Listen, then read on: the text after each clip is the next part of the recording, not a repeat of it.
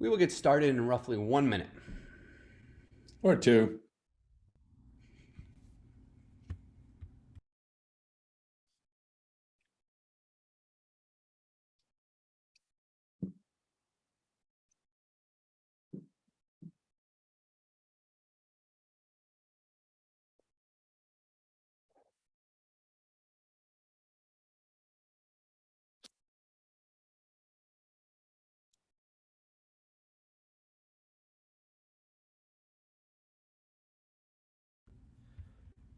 All right, it's about that time. Welcome to Gray's monthly webinar on demand for higher education programs. As always, a couple of housekeeping items at the beginning. If you have any questions, please put them in the Q&A section at the bottom of your screen so other members, attendees can upvote them. If you have any comments, please drop them in the chat. We always like feedback. And also that's where you could drop in your program requests, which we'll pull up at the end of the webinar, and we can walk you through scorecards for the programs you'd like to see. This is through June. The results are through June today. And without further ado, I'll hand it over to our CEO, Bob Atkins. Thanks very much, Ned. And welcome, everybody. Thank you very much for joining us this Thursday afternoon. Without further ado, let me get started. Today, we're going to cover the demand for higher ed programs. As Ned mentioned, the results are through June 22, and we'll consult several sources to do that. This is really part of the data we collect that comes out of our work, helping clients decide, predictably enough, what to start, stop, or grow. And in that light, if you're not familiar with Gray, let me tell you a little bit about who we are. Fundamentally, the cornerstone of our business is a program evaluation system, which we believe is the only one of its kind.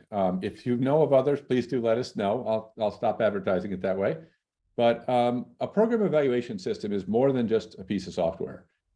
It has to encompass data about markets, academic margins, academic standards, and the mission of the institution. And those have to be able to be contained in the system so people can understand in one place the performance of their programs in this multidimensional way.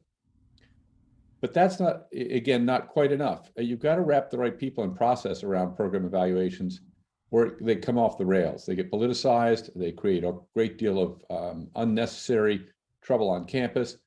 So if you do this right, you not only get the right data, but you get the right people looking at that data, and you can run a really good data-informed decision-making process. And that's the heart of what we do. Now, as a byproduct of that, we keep all kinds of fun data, and that's what I'll be sharing with you today.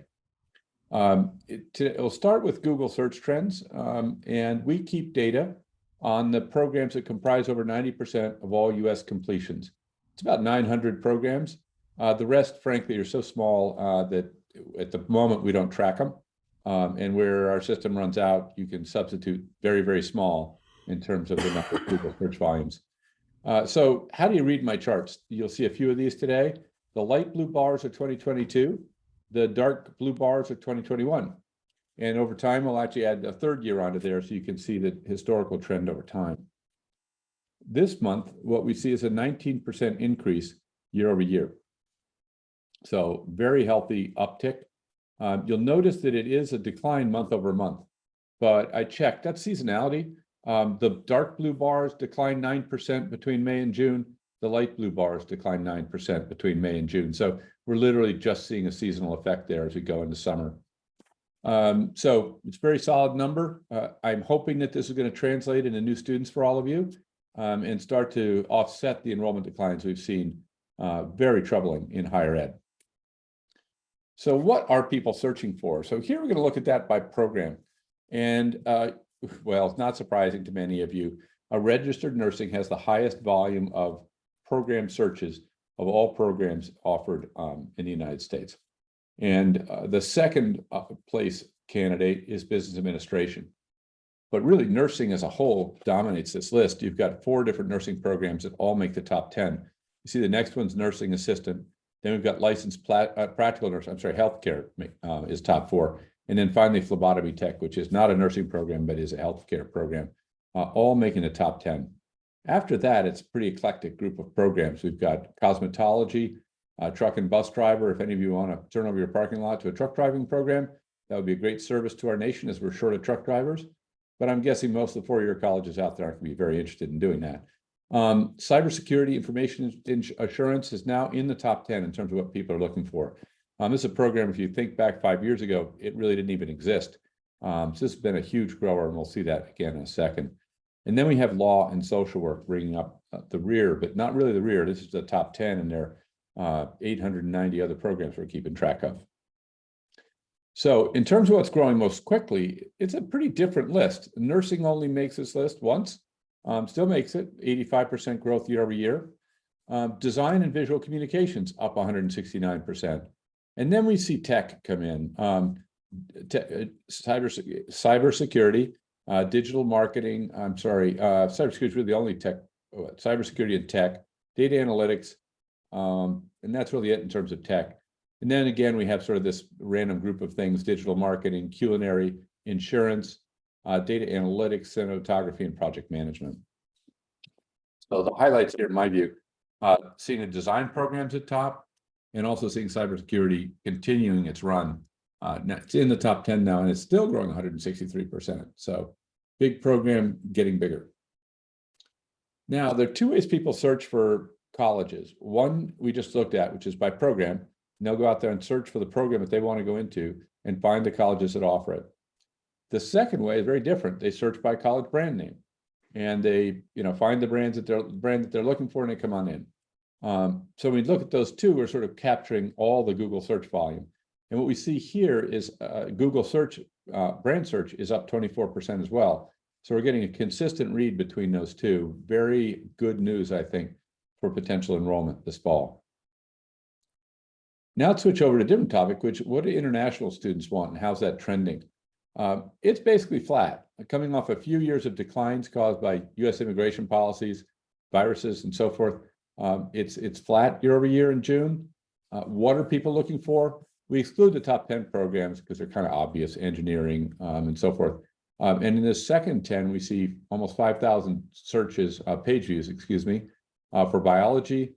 Then it's IT, kind of predictably. Design, not one I would have expected. Computer information security, sure. Psych, though. So some of your core programs outside of tech and sort of engineering, the way you would expect, things like psychology and economics and education are also of interest to students overseas. Where do these students want to go? Well, sadly, for those of you who aren't located in California, that's their number one choice. Massachusetts comes in a close second. I'm always rooting for it as a resident of Boston.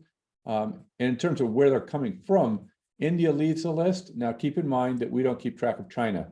Our data source, for some reason, can't seem to get data from China, something about the Great Firewall. But in any case, India after, and that probably would be number one, by the way. And then we see Nigeria and Iran, Pakistan, Bangladesh, Germany. I always find it surprising to see a company like Ghana making the top 10, but it's not infrequent. And then Turkey is consistently on this list. Now let's switch to another lens on student demand. This is actually enrollment, and we get this data 3 times a year from the National Student Clearinghouse. It's not such a rosy story. Overall, academic program enrollment at all award levels declined 3% in 2021, that would be 2020, and another 5% in fall 2021.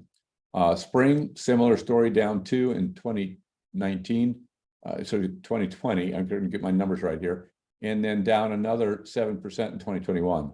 And then finally, we see an uptick in summer of 2020, offset by a decline of the same amount in 2021. So generally not a great story. You all are probably familiar with this, both from the press as well as from what's actually going on in your campus.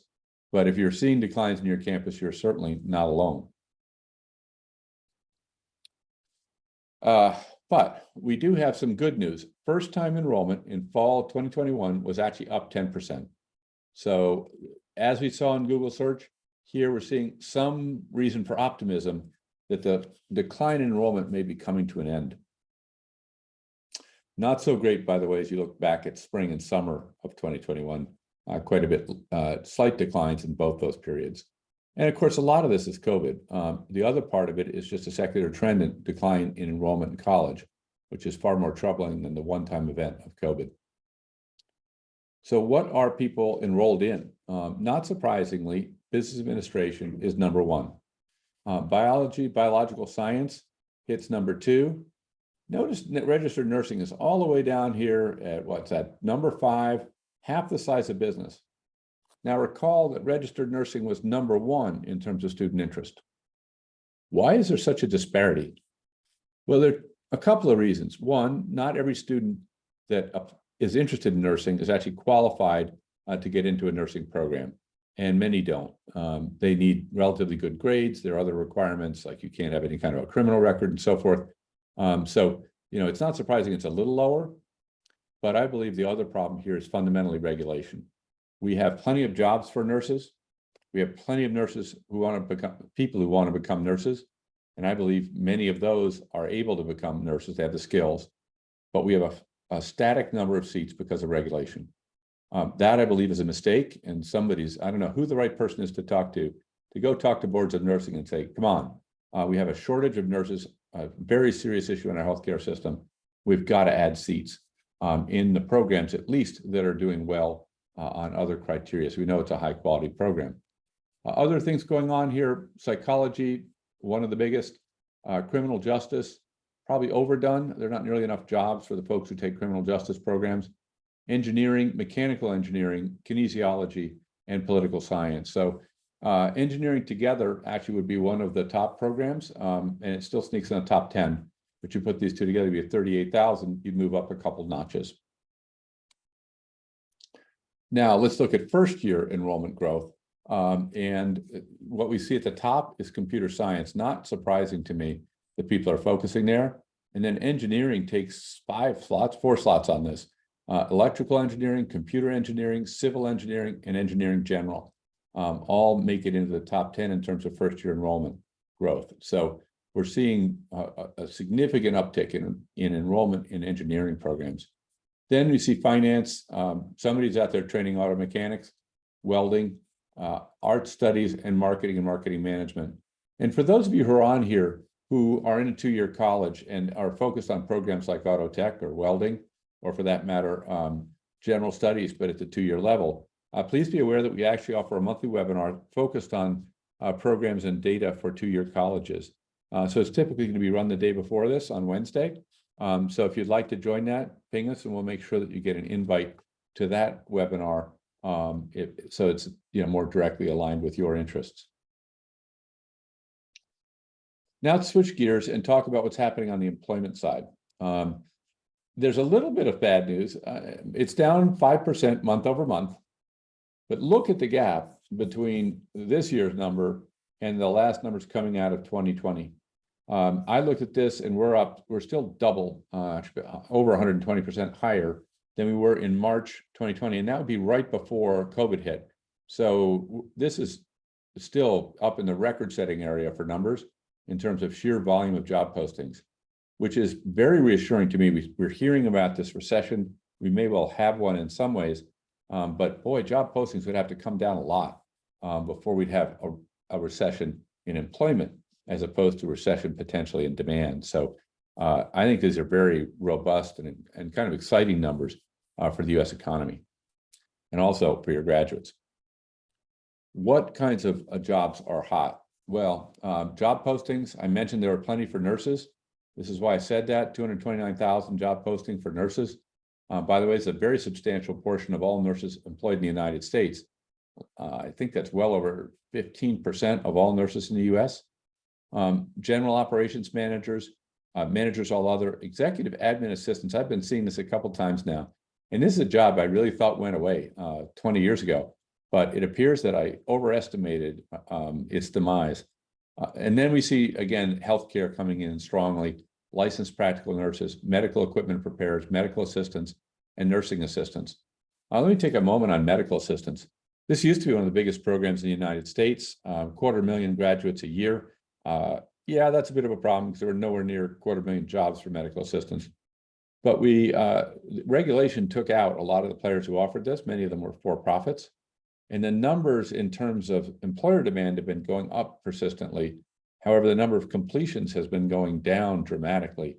Since I saw a peak in this at 150,000, I'm going to say, completions a year, it's now down. That's not right. I think it was over 250,000. In any case, it's down by divide by 4 kind of thing, 70,000 versus 250,000. So A big decline in number of students in the program, and yet still very healthy job market. So for those of you in the two-year health space, medical assistant may be making a rebound. Job postings for speech language pathologists led the list in terms of growth. And again, we can see healthcare dominating this list on the growth side. Medical equipment preparers, nurse practitioners, dental assistants, phlebotomists, and dietitians and nutritionists, all in the top 10 in terms of job growth. And I missed one. There's related nursing up 21% as well, registered nursing. So really this list of growth is overwhelmingly dominated by healthcare. We have a couple of other things though, HR managers. And I suspect what's going on here is we've got to hire HR managers so we can actually hire the other people we need to hire into an organization. Community service managers, and finally advertising and promotion managers up 15%. Let's switch over and look at some non-degree courses. And here we're looking at Coursera in particular to try and see what people want out there. If they want just a certificate, I may be working, I want to learn something so I can get promoted, but I'm not going to come back to school and get a degree. And number one on this list by far is data analysis. Number two, we're going to see a lot of tech here, software development. I'm going to jump down, machine learning. Now we're going back to that data analysis piece, think AI, and then cloud computing. All these tend to run together.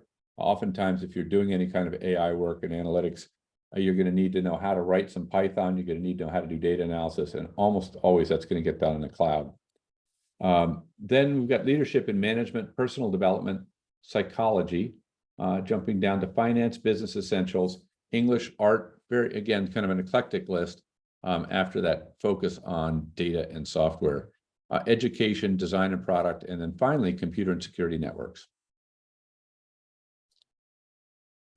So within leadership and management, Coursera offers a number of different programs and skills. So we wanted to see if the skills that they're teaching align with the jobs that are out there. So if you look at the Google Project Management Certificate, Agile is number one, and you can see that in job skills, Agile is also up in the top 10. We look at project management in the top 5 on both sides. So a good deal of what's getting taught here is directly related to what's in demand in the workforce. Udemy, a bit of a different entity, more tech focused even than Coursera. And so you'll see that here generally, and the yellow bars are all tech, really information tech, web development, programming, IT, other IT, Microsoft, network and security.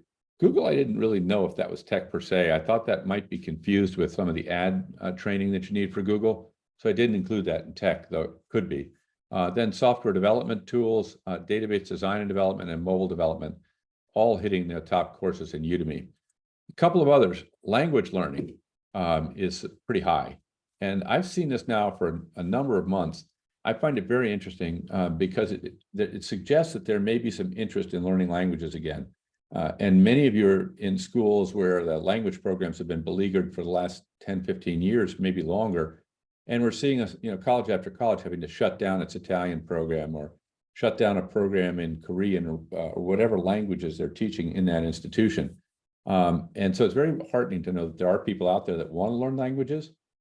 I suspect, however, it's not the classic student base in higher ed. I think a lot of adults want to learn languages. They always wanted to speak French, for example. And so they're coming back and taking these courses in Udemy and Coursera and places like that. So there may be an opportunity for traditional higher ed in that space as well. Design tools, data science, graphic design and illustration, business analysis, analytics, and intelligence coming up in the top 10. So the other big thing I really feel you get here is this sense that data science, the AI kinds of tools are a very hot field in certificates as well as in programs. So let's turn to one program out of our group that we picked for you. And we're going to look at it across 4 dimensions that we think are the critical dimensions of market analysis for an academic program. The first is, do students want it? The second is, are there jobs for it? Then we look at competition, and finally, degree fit. Degree fit's kind of a not intuitive category, so I'll take a moment. That's looking at whether the program's the appropriate level for your institution. So that is, we don't, in a 2-year college, we're not going to want to be teaching neurosurgery. And in a PhD program, we're probably not going to want to be teaching house painting. So we have a couple of metrics that can allow you to understand if the degree is appropriate for your organization. One other comment here at the macro level, you can see student demand and employment are connected. And oftentimes what we find is people are focused on employment when they're making program choices. And they're really focused on employment to the exclusion of almost all else. And that's really a mistake. Employers generally aren't going to fill the seats in your school. There are exceptions, but generally not. So if you've are having shortfalls in enrollment, understanding where the jobs are is one part of the problem, but you really need to know what students want, because ultimately that's what's going to fill your classes. And I can tell you too, there isn't a straight line between student demand and employment. There isn't a straight line between almost any four-year college program and a job. How true is that? Well, let's take nursing. That is actually the exception. 84% of people who study nursing and complete the program and pass the NCLEX do go on into nursing. That's the only program where that kind of direct linkage exists between what I study and what I do. Across 1,000 programs that we studied, 892 had fewer than 20% of their students graduates who went on to a job in the field for which they were prepared. You know, history majors just don't become historians. They do all sorts of other things. Psychology majors actually don't go on to become psychologists. They go into hundreds of different fields. So keep that in mind. Student demand really is an independent variable by and large from employment. And if you need to fill seats, you really need to pay attention to it. So this time we picked intelligence general. I hope we all have some of that. I feel like mine is waiting with each passing day, but that's actually not what this program is. This program is about intelligence as in the CIA and NSA and so forth. So it's the study of how to collect information from a variety of sources, potentially covertly. So keep that in mind. We're not talking about native intelligence of individual humans here. And you can see it scores in the 96th percentile overall versus the 1,400 other IPEDS programs that we keep track of. So it's coming in the top 50 approximately out of 1,400. Student demand is healthy at the 87th percentile. Competitive intensity is actually pretty good at the 96th percentile. So not many schools are competing in the space. And the employment outlook is actually pretty good, though seldom going to be people going actually into the intelligence field per se. Lastly, you'll see all these programs get a 50 on degree fit. That's because as we're really doing this on behalf of the audience, and we don't know what kind of school you are. So we set that degree fit to be equal for all programs because we're not sure what the appropriate degree level would be for the institutions on the phone as a whole. Obviously, you're not going to make a decision on 4 bars. So let's give you a little bit more detail. Before we dive in, all our stuff is color coded, and it's good to know how those colors work. So dark green is good, pink is bad is a high level summary. Dark green is really good, 98th percentile or higher, and so forth as you move down the chart. Now, one other thing to think about when you're making program choices is there are 1,400 programs out there. And if you have a lot of programs on your campus, that would probably be up around 150 programs. It would really be a lot for most colleges that we've worked with, certainly. So you've got 10% of the programs you could have that you actually offer. So you really need to look at this and say, I can afford to be very exclusive. My admissions criteria, if you will, for a new program or screening for my current programs can be pretty aggressive because I have a lot of choices and a very low capacity in terms of number of programs I can offer and a much lower capacity in terms of how many I could launch over the next few years. I think that for most institutions, it's going to be, say, 5 over a 2 or 3 year period and often less. I have seen people who've done better than that, but that means you're going to, if you will, let into your college 5 out of 1,400 programs. So you really want to be focused on programs that are pretty consistently hitting up here in the dark green. So let's take a look at intelligence and see how it does. Google search volumes, kind of meh, 59th percentile. International, we're not seeing any volume there. It's not surprising, but not good either. A new student enrollment, 260. That's 77th percentile. Again, not great, but not terrible either. On-ground completions at in-market institutions, 325. Now, this is interesting. Online completions by in-market students. So these are students taking this program online. And if this were your market, it would be students who are, let's say you're in Ohio. This would be students in Ohio who are taking the program. but going to a school that's not in Ohio. So they're the students in Ohio, but the program's actually at University of Phoenix or Southern New Hampshire University. And then we can see the total across all those of 735, excuse me. And that's 81st percentile. So again, it's good, but it's not super exciting. But the trend is really interesting. Google search volume's up 14%. Enrollment is down, but completions are also up 81%. So we have some reason to believe this might be a growing program, even though it's not a huge program right now. Are there jobs? Well, it's not wonderful. You can see in terms of jobs for which these students are directly prepared, there's some 237, but that's actually at the 30th percentile across all our programs. You say, well, what about jobs that they're not prepared for, but people from this program really go into? Not a lot of upside here either. We're at the 41st percentile, it's somewhat better. 589 jobs, 2,000 people employed in the field right now. What becomes interesting though is the growth, 7.6 to 8.1% as we go from 3-year to 1-year growth rates for jobs in this particular field.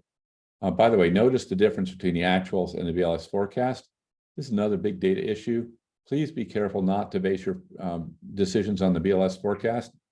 82% of those forecasts are off by 50% or more. So they are interesting.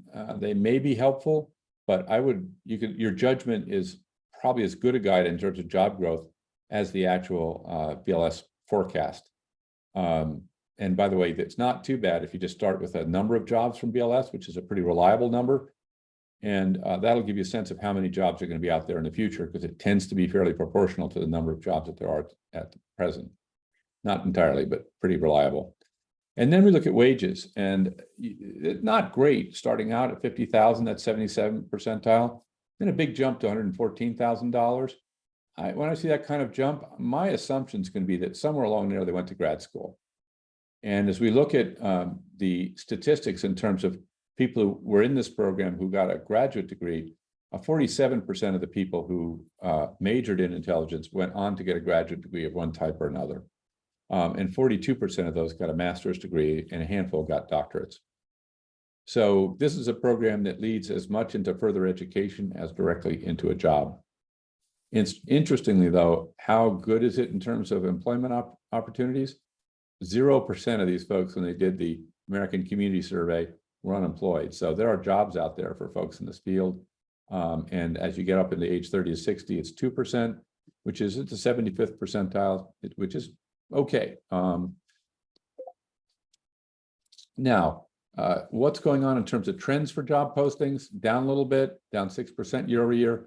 But again, you see this enormous gap between the tail end of, the beginning of 2020 and where we are today. So still very, very high numbers for this particular field, as well as for jobs overall. What do people actually do here? Now, strangely, online merchants came in very high. And I'm guessing a little bit, but I'm thinking this is folks who do online, sell online, who are trying to prevent various kinds of break-ins to their systems.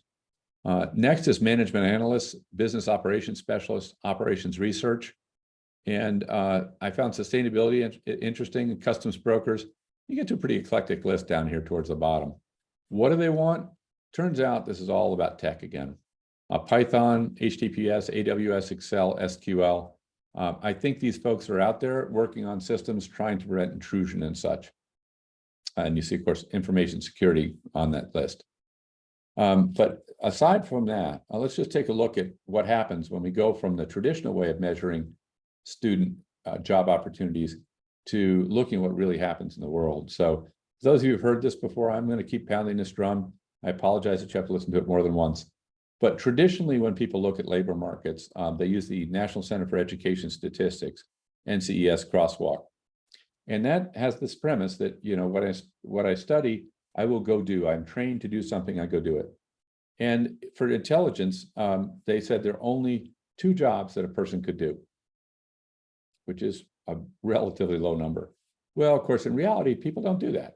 They go on into 124 different fields. Look at the gap. When I see numbers in employment and student demand and so forth are off by 5 or 10%, I kind of shrug my shoulders and say, it's kind of market work. That's not unusual and not even bad, as a matter of fact. But when I see I have to multiply by 100 to get to the right number, I start to get worried. And that's a kind of gap you see between NCES numbers and what people actually do. So when you see almost any labor market analysis, it's going to be based on NCES when you look at an analysis of a link between jobs and programs. And when you see that, remember, it's probably wrong, and it's wrong by a lot. So highest population in terms of what people actually do, they go into management. They go they're in non-military, not surprising to see all the military here, but also management analysts. I guess some of them don't really make it and they become security guards. Then we have software developers, military again, some become school teachers. And this is interesting, the chief executives and legislators are also in the list of the top 10 things that somebody with this degree would go on to do. And I shouldn't skip construction managers either. So what the message here is that even in a program as narrow as intelligence, some of the folks will go on to do that, but many of the folks find that they actually are prepared and can get jobs in many, many other fields. So this very narrow construct that people use to decide what you can do simply isn't supported by reality. So let's look at competition for this program. It's a mixed bag here. We've got a fair number of campuses that offer the program. My median completions are pretty good. This is how I judge program size. If there are 21 people coming out in a cohort in a 4-year program, typically that means the average student's going to go through in about 6 years. So I've got 6 classes of 21, and then I add a little for attrition, maybe make that 8. And so I've got 8 times 21 people who are enrolled in that program in a school at a given time, or a program of 160, 170 students over 4 years. So this is actually pretty good. It's not a tiny program. And then interestingly, the number is up 10. So that suggests that there's very rapid growth in the enrollment in these programs. That's actually up 23% during this time period. So I get a little bit optimistic about what you might be able to do with this. Very heavily online though. So if you're thinking of offering us on campus, that might not be the right mode. 56% of the completions are actually taking place online. And there's confirmation that this is a somewhat competitive program, but not far from toxic. If we look at Google search, cost per click at $10, that's 77th percentile, and the competitive index 0.43. This runs on a 0 to 1 scale, with 1 being most competitive. So this is slightly below the midpoint on that scale. What else do we find? What degree level is this? Fair number of people, interestingly, at the bachelor's level, at the associate's level, but bachelor's is really the largest single slug at 37%. Excuse me, it's the second largest at 37%.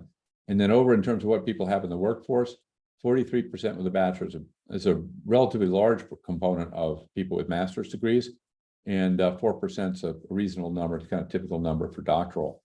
So this is pretty much a bachelor's or master's program in terms of who gets hired. Finally, we put this all together for you on a single page. And if you do this work, well worth actually finding a way to compress your analysis onto one page. The folks who are going to make decisions about programs are typically time constrained. And it's a fairly tough cognitive problem to think of all these dimensions at once.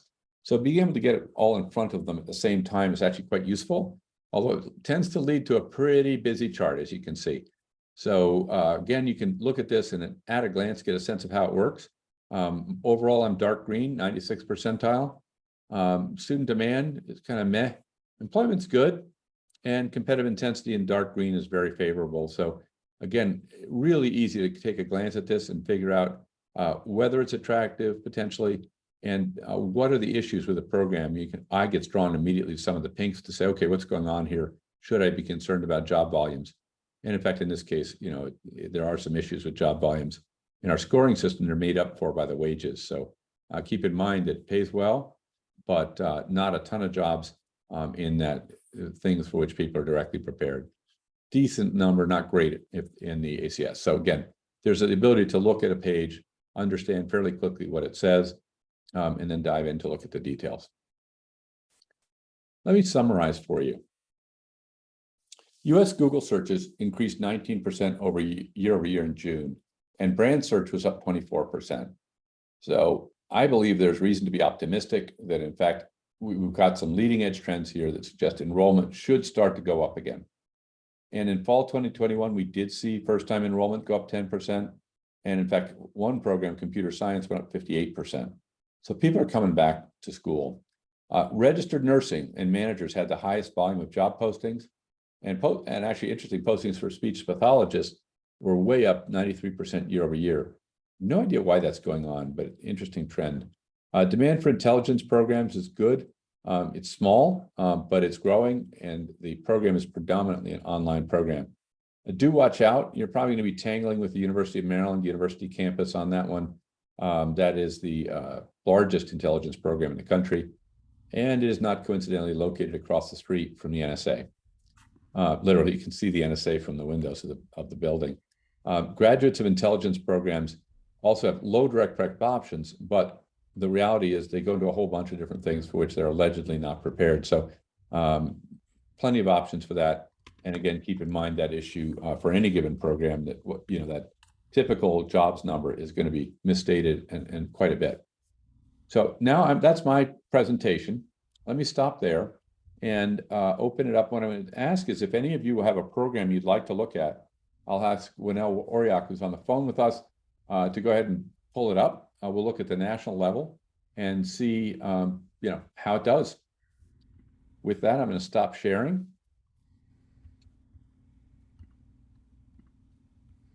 And we look forward to, school administration. Even with a zip code. That's very, very. Somebody's prepared. Thank you. 130409. Coming right up. Let's see here. Let me share my screen.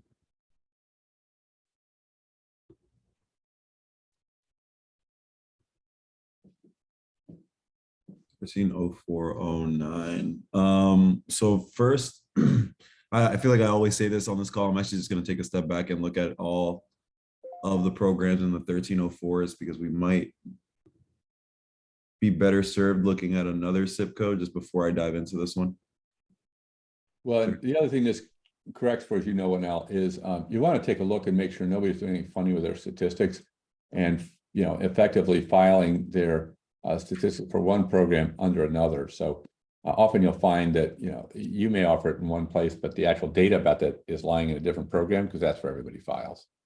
Exactly. And I saw in the chat, the name of the program was School Administration. I would imagine there's some overlap with the Leadership Admin General and the 0409. Next one down is the Educational Administration. 1340-409. Yeah. This is going to be very limited in the data, is what I suspect here. But let's see. We can see here. Museum studies. When we get to museum studies, there's an interesting twist there I'll share with everybody.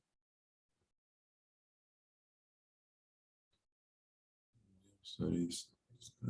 So let's see. Let's just at a glance here, of course, I just want to point out, without looking at this in any depth, you see a whole lot of pink, and that would be cause for concern. Obviously, going to dive into it in more depth, and even competitive intensity, which is blue, is not great. It's not terrible. It's not bad, but it's not. There's not some compelling reason to explore this. So, if you want to dive into a little more depth, and do recognize that because this is a small program, the data is a little thin. Yep, sorry, I'm preparing for the other zip codes as well as we speak. So when we look at this program here, again, to Bob's sentiment, we're going to see the pink, and the pink is going to be somewhat of an indicator, right? We're going to lean on that indicator as to why it is pink. And when we look at the student demand, what's driving this kind of lower performance comparative to other programs. We're going to see that the new enrollment, we're only capturing 4 new student enrollments in the past 12 months for this program.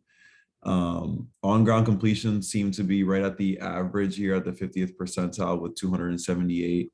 So it's not the largest program, definitely, but it's also not the smallest program. There is somewhat of an online presence here with 162 online completions at the 78th percentile. So again, the size metrics seem to be relatively average here in terms of the size of this program.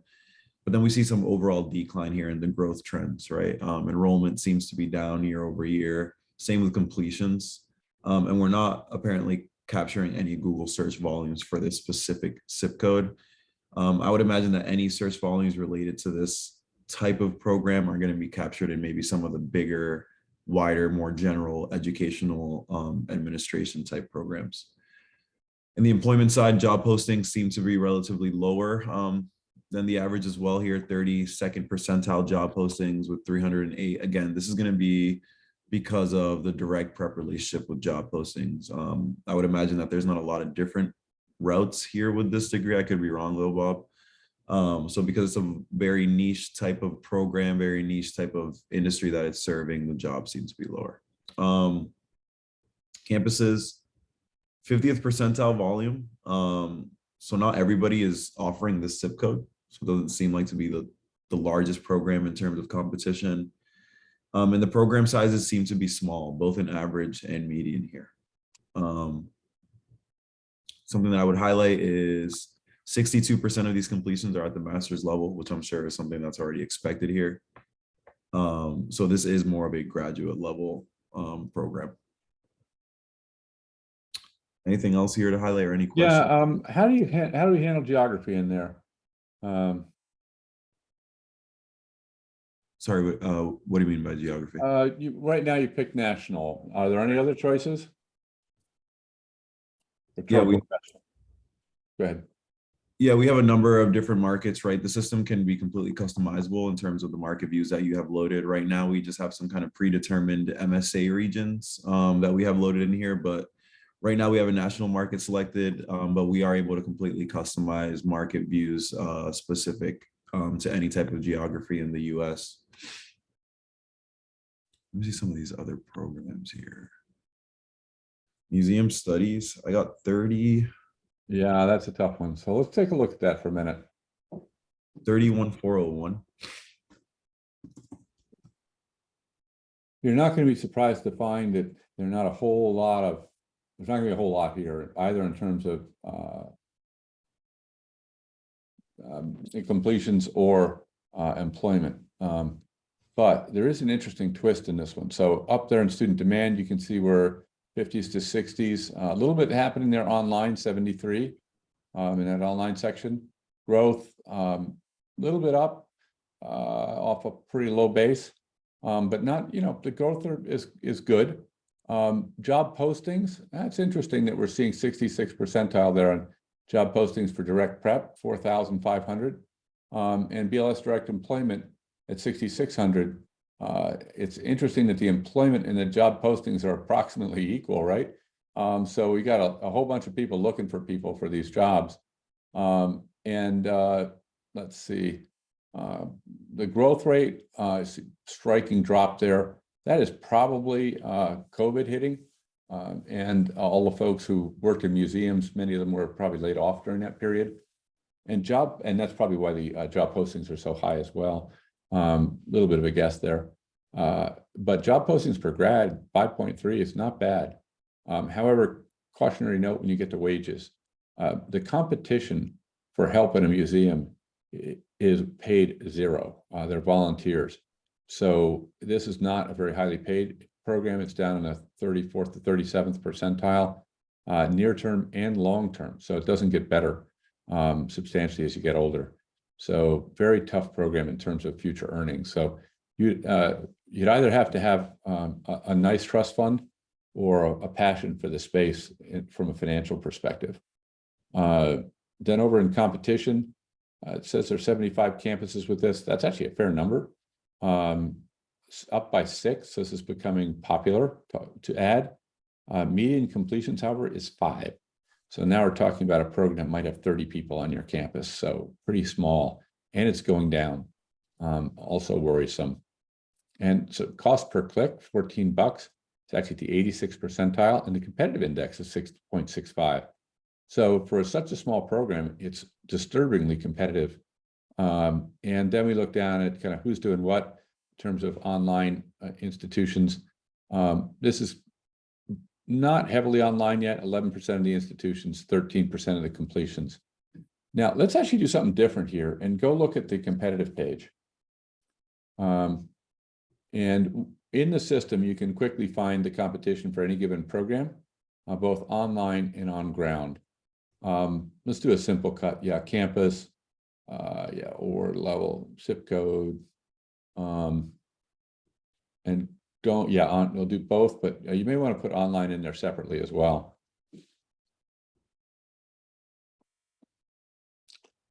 And now it's alphabetically sorted. Yeah, let's sort actually by sum. And this is what I thought was interesting is Johns Hopkins is really kind of owns this field at the master's level with 85 completions a year.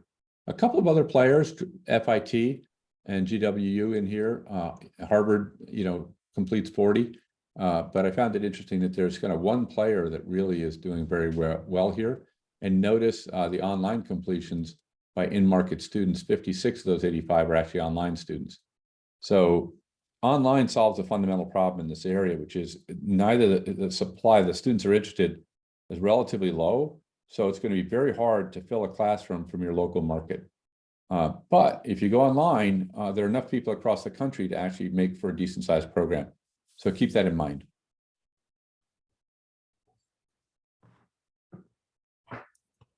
Other programs people would like to look at?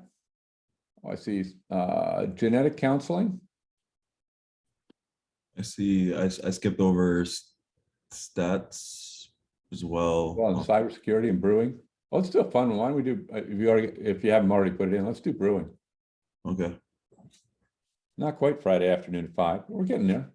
We can look at brewing.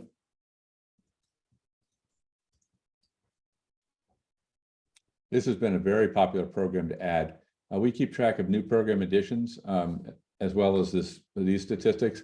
And brewing has been top 10 on that list for the last several years. To that point also, we also do a yearly 5 programs that should be on your radar webinar, usually in January. And we are actually already starting to do work on it. So just keep that in mind for future informational webinars. And if you have something you think is, I do a 2-digit here, a 4-digit. This is not representative. There must be another brewing category we're not looking at.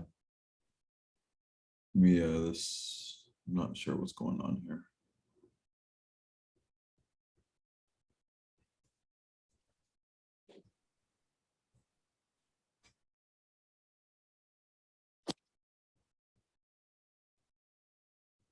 There it is. It's still going to bring us to brewing science.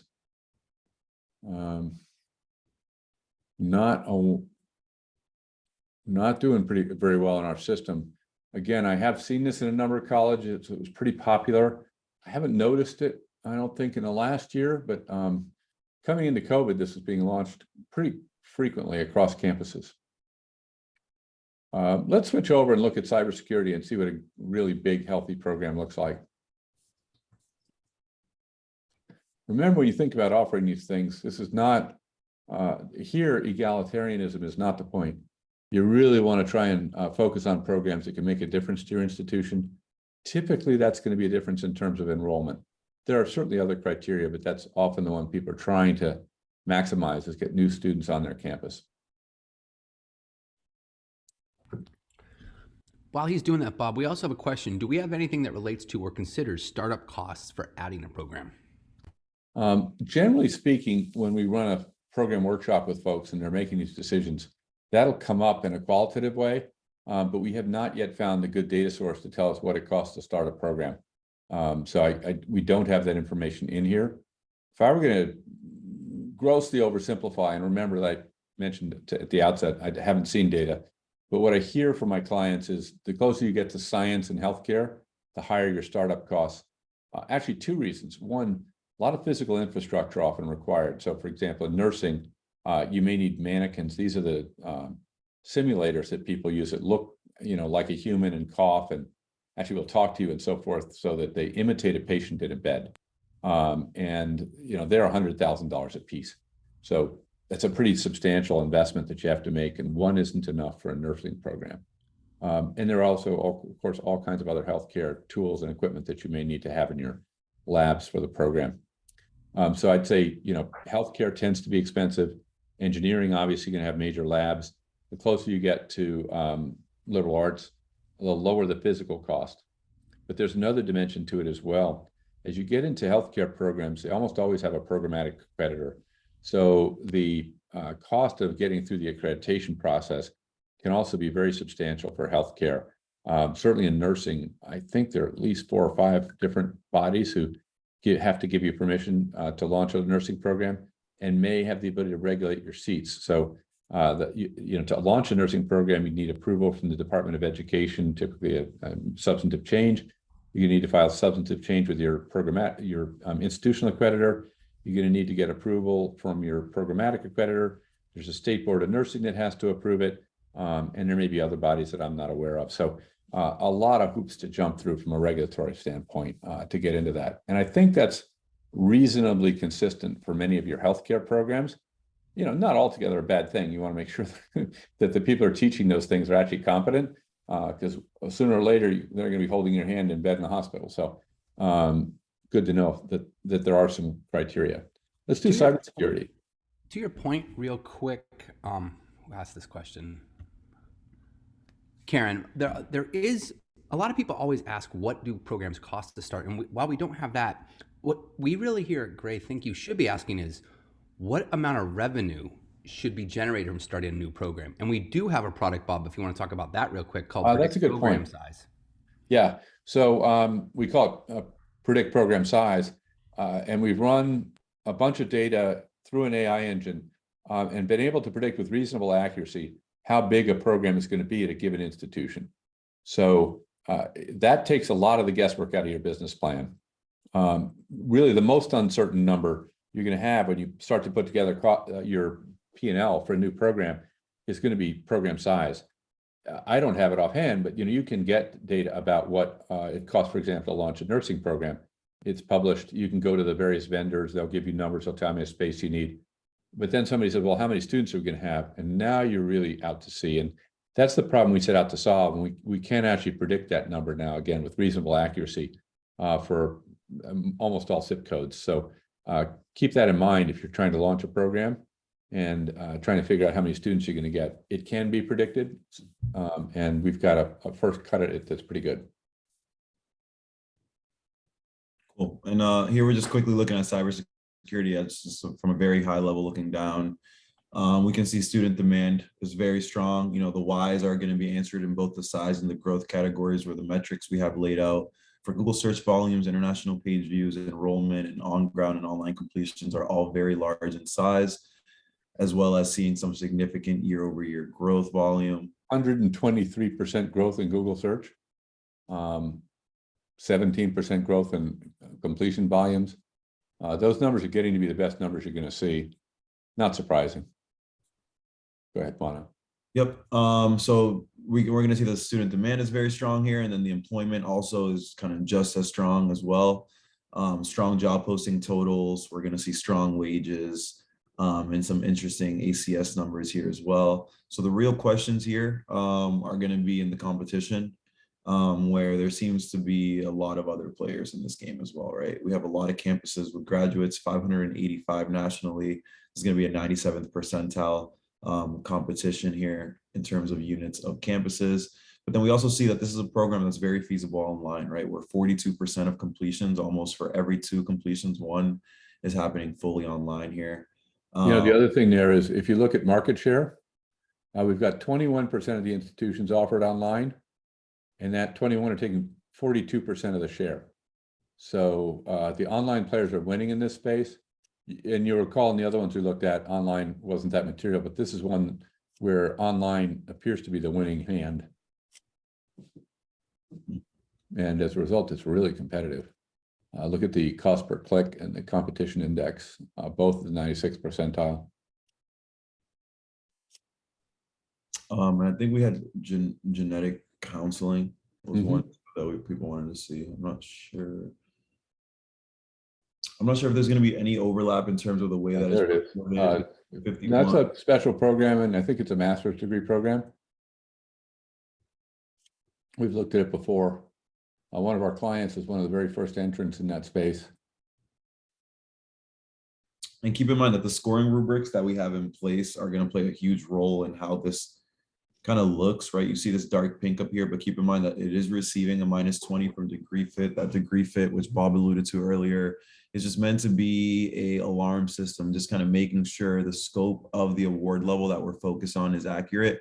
In this case, we don't have a fine-tuned scoring rubric. This is just an all award levels one. So because 100% of the completions are happening at the master's level, the system is just issuing a flag to kind of just make sure that we are looking at that and considering that. So it might not be as pink as it looks up here. When we look at the demand for student demand, we're going to see an 85th percentile, which is relatively strong. That strength coming from student interest in the Google search volumes. We see on-ground completions are really high, or not really high, but relatively higher than the online space, right? We're only seeing 9 completions online compared to the 221 on ground. So it's more of an on-ground program. We can actually. Oh yeah, I'm sorry, I'm thinking of the other one. Yep, you're right. You're good. We can actually jump right down into the competitive intensity and kind of see if that's true or not, where we see that 4% of completions are happening online for this program compared to that cybersecurity, which we just looked at, was up in the mid 40s, right? Look at the jump in new student enrollment. I guess it's off a fairly low base, but it's 67% up. Off a very low base though. I think that's the issue.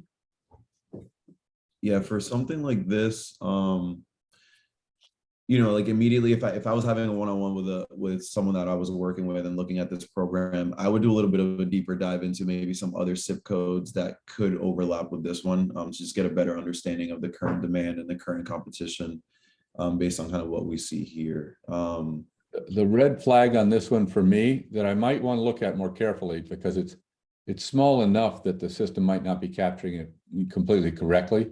But the wages here don't look like the sort of wages you'd expect to get coming out with a master's degree, unless you're getting it in the social services kinds of things. Social work is the only other one I've seen where a master's degree could earn you so little money. So careful on that. It may be one where you really have to manage the tuition so the person isn't paying more than they really can afford, given the wages on the other side.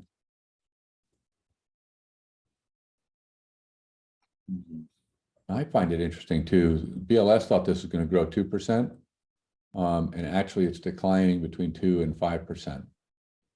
Very difficult to predict these things, employment markets, that is. All right, anything else? Coming down our last 3 minutes. Do one, can we squeeze one more in, one else? I saw, I'm looking, speech language pathology, I think was the next one.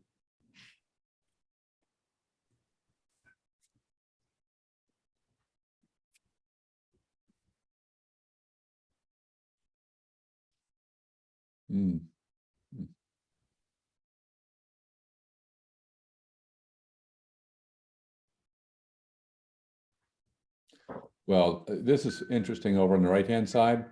Doctoral completions, 100%.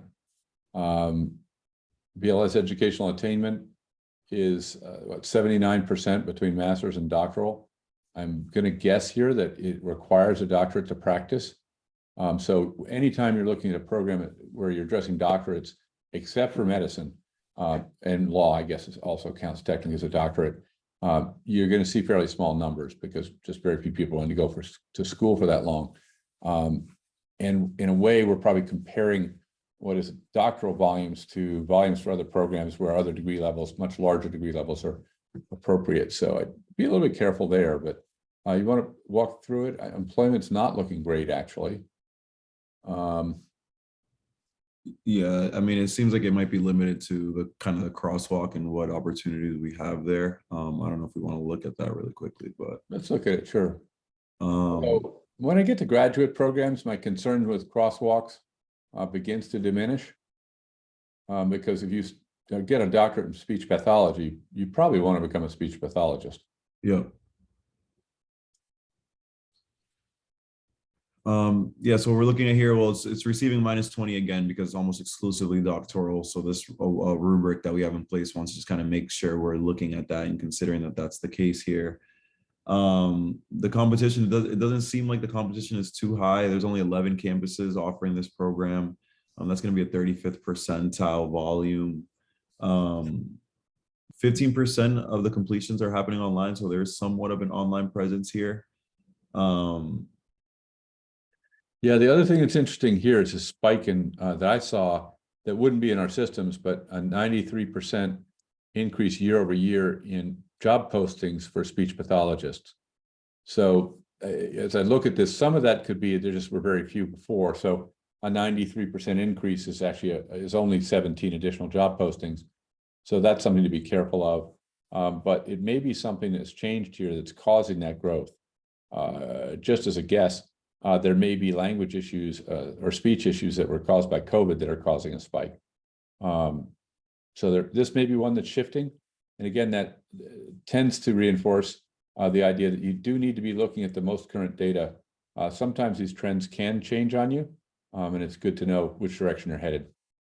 I saw a question that says, can we filter certain data elements to only show programs in the 75th percentile higher for on-ground completions? So we can't, I can speak to that really quickly. We can't necessarily filter it, but what we can do is in the scoring of kind of those rubrics that we were alluding to and talking about, in the back end, I could set a trigger to say, if a program achieves greater than or equal to a 75th percentile volume for on-ground completions, let's issue an arbitrary number high score of, let's call it 20 points, right? We wouldn't do 20 points, but just to kind of make it, bring it to life. Now, every single time that a program has higher than 75th percentile on-ground completions, it will receive 20 points. So naturally, it will come higher up in the scope of your program rank and also populate with stronger scores to kind of remain in focus. Bob, I don't know if you wanted to speak. Yeah, and honestly, I'd probably give it a much not higher number than 20 if I was trying to see that. Yeah. Just so it would certainly pop those up. Yeah. The other thing that's really interesting when you're using the system, when L started, you may want to bring it up for just 1 second, but the overall ranking screen. Yep. Because often people are looking at, they want to have high student demand, or they say, I want to look at the ones with the highest job volume. You can filter on any column there to find the 20 top programs for student demand or the 20 top programs for employment, which is going to be very helpful because when I often want to check that to make sure that in all the complexities of scoring, we haven't somehow overlooked the program with the strongest employment demand in that market. And that can happen if there's another variable that's poor, say student demand. And that you might choose not to offer the program, but you wouldn't want to do that without checking. So it's very important that you can actually go in here, go ahead and just double click on that. And we can see what jobs have the highest employment, what academic programs have the highest employment score in the US. And this is where the degree fit really is kind of the most powerful, really, because if you wanted to say, I only want to focus on the programs with the strongest employment, but you're looking at like a master's level scope, you're probably not going to say, oh, well, I recommend building construction, right? The degree fit is going to kind of flag it right away and let you know, before you move forward with this very strong employment, keep in mind that the degree fit might be a little funky, right? It's probably not a graduate program. Yep. But again, finance comes to the top here. So that's just a way of cross-checking and making sure you don't accidentally overlook something that's quite attractive in one dimension, but maybe getting hit in another. And then, of course, you have to think through whether that's a fair trade-off for you. I think that's the end of our time. Yep. Thank you all again for joining us today. Really appreciate it. And the charts will be posted on our site. And I think we send out an email to everybody who registered, right? With that, you can also download the recording if you really want to listen to me over again. Or you want to send it to your peers. But in the meantime, thanks again, and look forward to seeing you again next month. It's also available on our YouTube channel, Gray Oh, Associates. and how could I forget? Let me just share one more thing with the group. Don't forget the book. It's available on Amazon, and so far it's doing pretty well. It's getting good reviews. Obviously, I'm a slightly biased person as far as it's concerned, but I'm picking up the right screen there. So Stop, Start, or Grow. It's made the Amazon education bestseller list. And unless anybody thinks that's wonderful, it's still 30,000th in overall ranking on Amazon. So it's been a little while before they make the New York Times bestseller list. Thank you all very much. Bye.